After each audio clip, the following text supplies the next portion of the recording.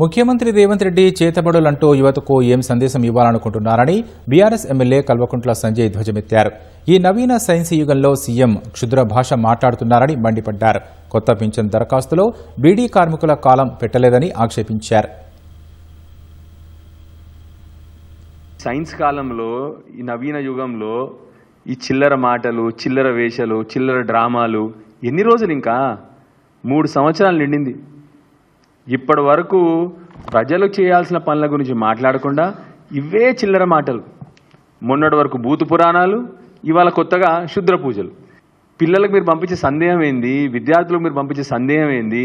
రాష్ట్రాన్ని వెనక్కి తీసుకుపోతున్నారు. ఆల్రెడీ ఎకనామికల్గా వెనకపోతా ఉంది. ఆలోచనలో కూడా వెనక్కి తీసుకుపోతున్నారు. మీరు శుద్ర పూజలని ఒక ముఖ్యమంత్రి మాట్లాడితే ఇంతకంటే దిగజారుడు ఏమైనా ఉంటుందా?